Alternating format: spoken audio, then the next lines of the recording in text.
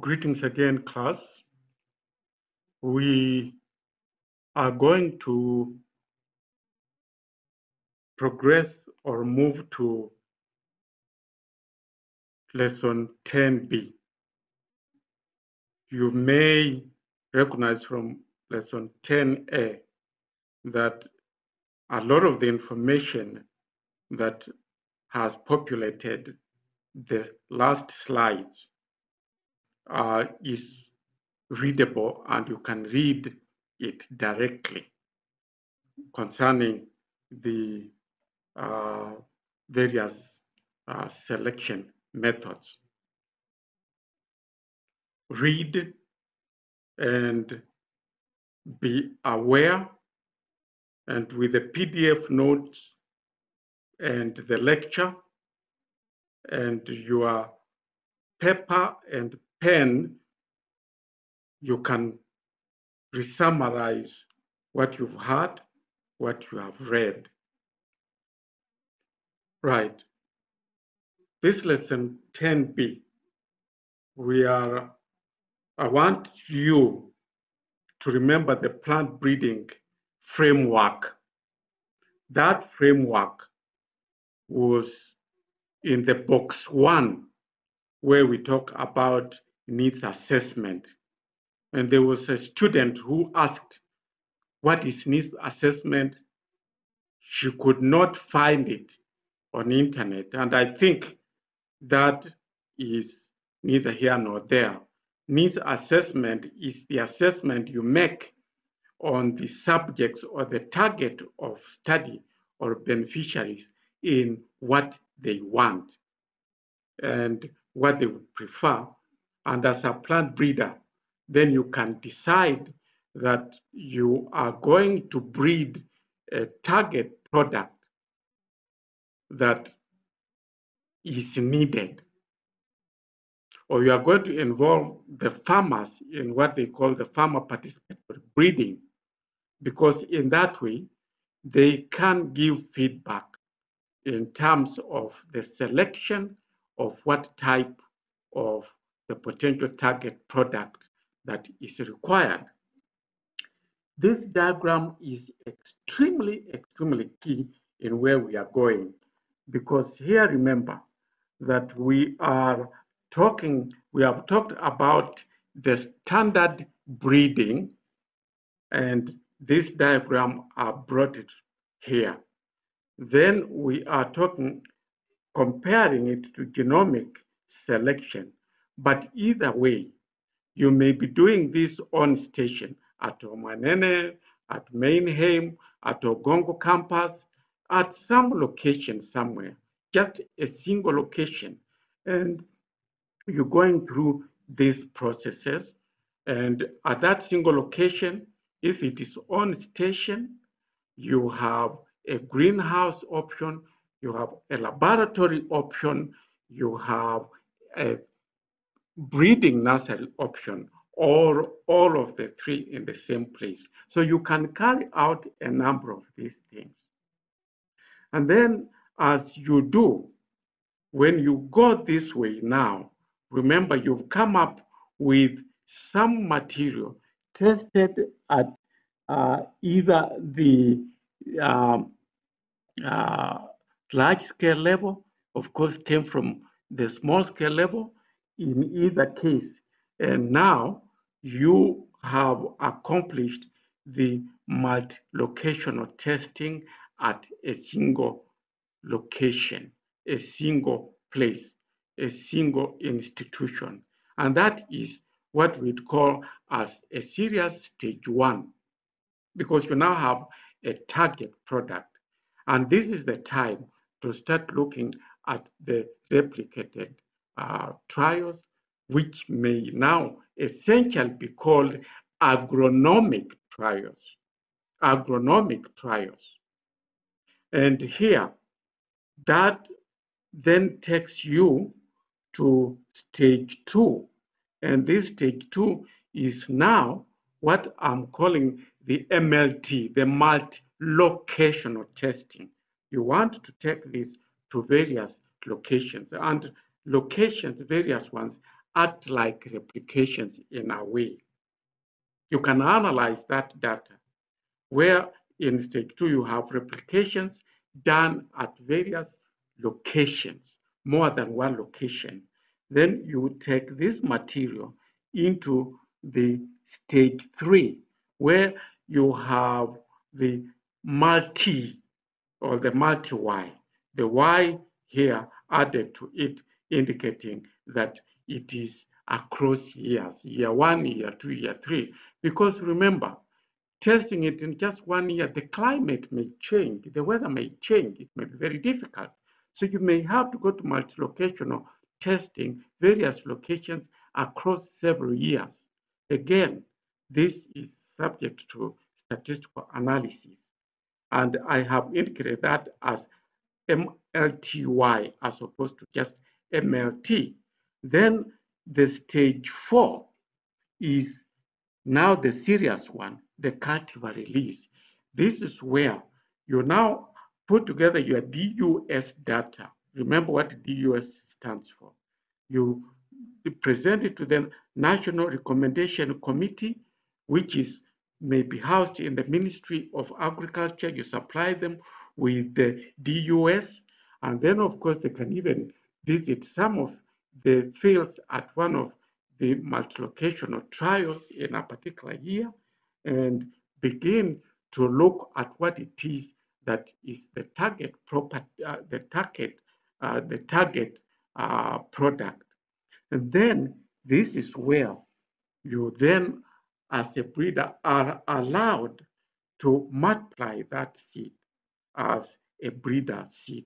This breeder seed is the IP asset, intellectual property asset of the breeder, and the money goes to the breeder. And then this way, it is now given to seed industry companies who, if they didn't have their own breeders to start from here, they now buy from the breeder seed and begin to go into it to produce a foundation seed. A foundation seed of palm millet is produced at Omainene station, for example, and other Ministry of Agriculture stations. Then from this foundation seed, it can still further be multiplied by the buyers of the foundation seed to produce the registered seed. They register, and we shall be getting into the variety naming, and you will see when the seed is registered by name. Then, if further seed is multiplied in strict isolation to preserve the seed identity, the cultivar, the variety identity, then it can be sold as the certified seed. And further on, the agribusiness world can actually multiply further of this seed as long as they're not doing any breeding, as long as it is not being contaminated, and have it as the grower production seed. That is the seed that is bought from Agrovet, for example. And this is the last part of where we are that you are going to see what we talk about. And as I mentioned before, this slide is self-explanatory. You can read it and see what it is saying in your PDF notes. And also, I will not go over it because, again, it will just take time. So when we have a needs assessment or appraisal, you have gone to various places, the various multi-locations where you multiply this. You want to find out, first of all, before you put this into the DUS database, what are the cultural needs? Are they sufficiently in the varieties you have tried to test? What are the ecological needs? You can now tell them that in this location A, location B, location C, and so on and so forth, this is how these varieties did well with. And it meets social needs as a staple food for that diversity, modernism, or it has economic needs, is opening up new market opportunities. mutete, or a particular Bambara groundnut variety you have produced is opening up a new niche market, and you then are interesting the farmers to accept. This one, I will not really read through it. Again, I would urge you to go to the PDF and read that by yourself. And there are words in here that are key. You have moved from the land races, if there were any, and you have moved to the processes you carried this material through in selection, and you have something that you are now testing. This also is self-explanatory. I'll not go into its details, but here, if a breeder now decides, prior to actually documenting the new variety under DUS, you now have the various methods in increasing order of farmer participation. Where can they come in?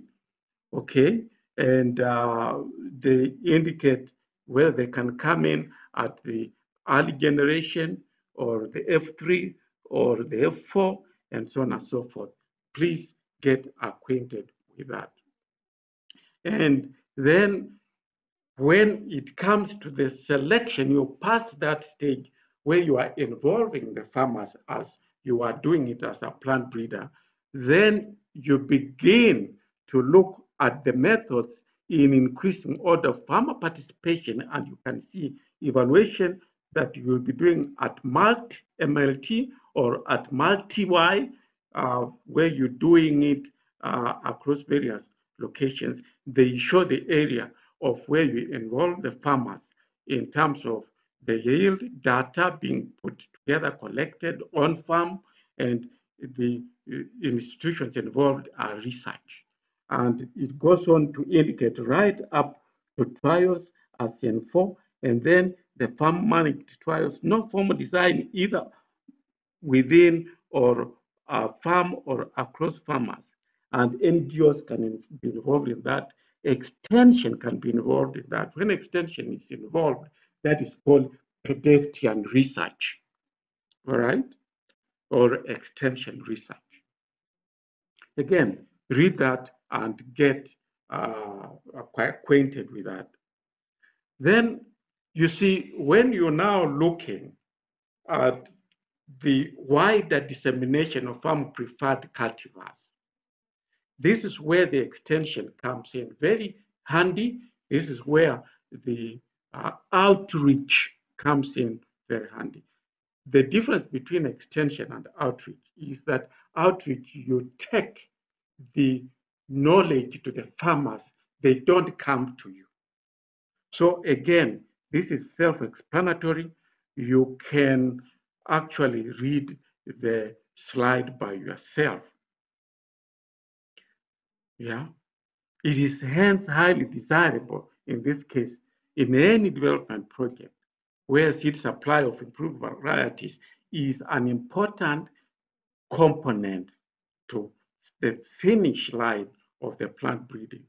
So that here it is necessary so that then linkages with the public or private sector seed producers that can produce the seeds and supply it become very key for the identified cultivars. So what we want to do is quickly look at how do you name varieties after the breeder seed stage. Remember, you are not just going to have the certified seed or the grower seed named as, code, F10X1Y223 accession, this and that. That farmers will not understand. So there are some facts in naming and labeling varieties of seed. And here, new seed varieties, when added to varieties already on the market, provide the farmers and home gardeners with a wide selection of seed. The seed has to compete But in order for them to buy what they are attracted to buy intelligently, that seed must be correctly named and labeled. And this has to be done. This slide here is self-explanatory. I will not read it again, slide by slide. You go to your PDF notes and you listen and to what I'm saying, and you read them, and this will be self-explanatory. Because you remember here, farmer must buy seed that achieves his or her specific objectives now. You see, these are no longer the breeder's objectives. These are the producer objectives, such as wanting more yield on his or her plot, how the produce will compete in a specialized market, and so on and so forth. And so if the seed is misinterpreted and the farmer buys something other than what the farmer planned to harvest, then you can see it can affect the farmer's yield and even affect the impression and even result into a loss. And so again, this is just an example of what happened when a farmer somehow, somewhere bought cabbage that is sort of fermented in what they call sauerkraut. And sauerkraut is, fermented, cooked cabbage that is used in the US for eating. And so you can see that when that happens, and then, of course, the farmers discover that it is not what they want, then it really can affect the marketability of the new variety. So in some countries, there are very clear requirements that are laid out for naming the new vegetable seed, for example. In the US, it's based on the Federal Seed Act, which is a truth in labeling law, and is intended to protect farmers and home gardeners who purchase a given seed. So who names the new seed? The originator, the discoverer, the breeder may give a variety name. And again, I'll not read through this, it is self-explanatory. But when a name is first used and the seed is introduced into commerce, it will be the name of the variety. It is illegal to change a variety once it is given by the breeder. All right? It cannot be changed. That's what that bullet 2 is saying. Now, another exception to this is where, again, before, there are a number of varieties that are very old on the market that were marketed under several names before 1956. They can change the name. Now, let us distinguish some differences here. A variety is a subdivision of a kind. A kind is a crop, a kind of crop. Millet, oats, wheat, barley, and certain cowpeas, those are kinds. But a variety is what a breeder gives as a name.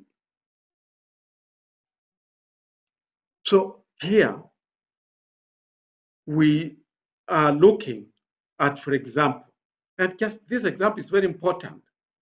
Just remember it. When I have it in red, read my lips. So we may have, for example, Sonora 64. It's a Mexican wheat. The reason I put it here, it is a wheat variety that is a baby of what they call the Green Revolution. It was introduced in India. Sonora 64. Sonora 64. The kind is wheat. And then we have another one, Alfonso and Nelam varieties of mango. Again, Alfonso and Nelam, you can see, are variety names. And the kind is mango. Now, there is an allowance that varieties of 2 or more different kinds of seed may have the same name if the kinds are not closely related. For example, we can have Otapi dam millet. Well, if we are short of names and or Otapi is the original multi-locational testing. I mean, it was the single location testing. We can have it as our Tapi Dam barley. So we can have our Tapi Dam millet, our Tapi Dam barley. Because millet and barley, in this case, will not be closely related. So it's giving our Tapi Dam millet and our Tapi Dam barley a credit with the fact that this is a work done at our Tapi Dam all through, where a plant breeder did a lot of things, and perhaps even the Tapi governors funding of some special type. So once these names are given, they remain exclusive. No other name can be given to this. Now, we cannot have, so we have some varieties. For example, you may see they are called Pioneer Hybrid HP25, Monsanto Hybrid Maize 30 or 111, and so on, so forth. A company name must be used by everyone, including another company that might market the seed. That company that markets the seed cannot change those varieties. Now, if we have, for example, UNAM growing it, you see, a breeder at UNAM producing a registered seed cannot now decide to say that the Otapi Dam barley should be named UNAM Otapi Dam. That is illegal because UNAM can be mistaken to be part of the variety name. It's not. All right? So there is still that detail in this slide that is showing what it takes to name a variety. And then, of course, there is the bit about an important factor for disseminating such varieties. And if a variety is not released, then in most developing countries, a time-consuming release procedure has to be followed that requires DU data, DUS data that is that is fronted to be available. All right. Let's move to our mindset to this next slide. After you have digested a few things that we have already said, recommended breeder seed insufficiency is a bottleneck. Even when breeder seed is actually multiplied by a breeder, it cannot be supplied widely to a number of those interested parties for foundation seed and so on and so forth. It must be multiplied before it reaches the stockist. So there are very important things on the planning or the seed planning to reach the farmer. And one of the things that I want to emphasize here is what is called the seed multiplication ratio. The seed multiplication ratio. It is very important. You see, consider the example, the planning, not this misspelling of potato and groundnut. Just consider those as examples. Now, in this view, if I give an estimated quality seed demand for a particular crop based on higher seed yield per unit area, a lesser extent may be recommended. Sorry, let me repeat this. Let me just read this. Consider the example, the planning of potato and groundnut seed multiplication.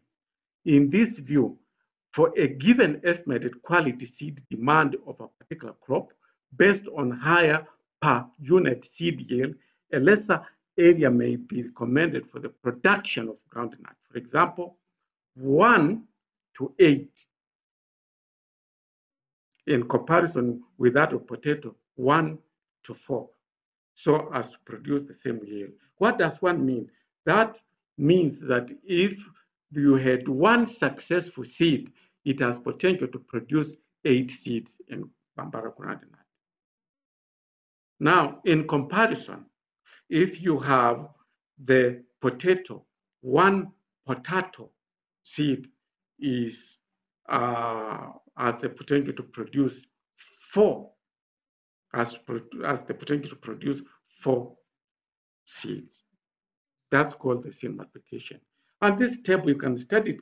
I'll not go into the details much, but you can see the proposed seed multiplication ratio is where you have for various crops. Again, like I marked here before, look at the proposed SMR, which is 1 to 2, and the one that is in the SeedNet database is 1 to 8. Look at the potato, for example, is 1 to 4. And so really, if you are just simply asked in piecemeal, in going, they combine a pair of crops and they say, what are the seed rates? The SMRs, you really need to know them because they are very useful.